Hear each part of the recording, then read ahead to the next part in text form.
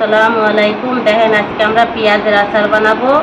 সবাই তো আমের আচার খায়, কতটার আচারই আমরা বানাই। আজকে পেঁয়াজের আচার খাবেন। পেঁয়াজের আচার দেখেন কিভাবে আমরা পেঁয়াজের আচারটা বানাই।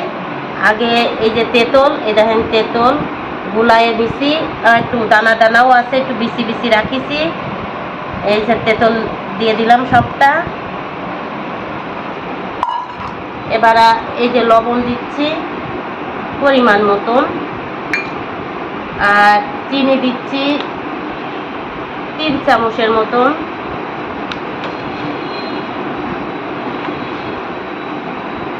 চিনি। এবার দেবো একটু সরষের তেল। এই দেখেন হালকা মাখা মাখা হবে, বেশি না। এরপরে আপনাকে দেখাবো কিভাবে আচারটা তৈরি হয়। রোদে দিয়ে শুকানোর পরে 2 দিন রোদি দেব। রোদি শুকনা শুকনা হবে, কিশমিশির মতন হয়ে যাবে শুকায়ে।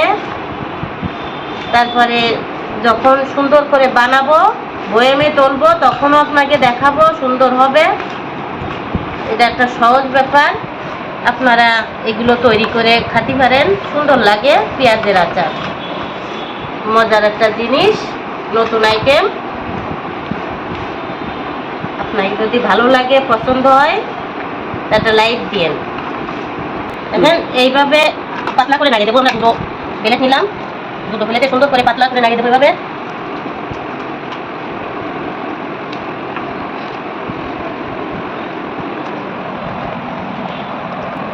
এটা এখন পেঁয়াজ এরকম সাইজের কাটবেন, শুকায় একদম কিশমিশির মতন হয়ে যাবে, এরকম সাইজই কাটবেন।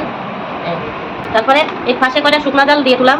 এই শুকনা ডাল একটু করে ছিঁড়ে একটু করে দিলাম, রোদে একটু শুকাবে।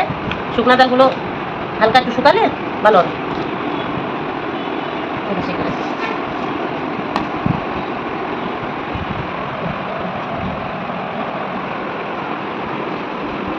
রোদি দিয়ে আসি, চলো রোদি শুকাতে দিলাম।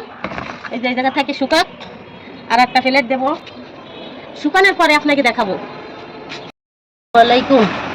এই দেখেন এই যে পেঁয়াজ কুচাইছি, পেঁয়াজটা 2 দিন রোদি দিছি। এটা হালকা হালকা যে একটু রস নেই, শুকাই গেছে, হালকা হালকা একটু নরম আছে। এই যে তেঁতুল দিছি, গুলায় দিছি একটু আস্ত। তেলটা 2-3 ঘন্টা রোদে রেখে গরম করে নিছি, আর বোতলে দিলাম। দেওয়ার পরে এই যে পেঁয়াজটাই দিছি, দেবো।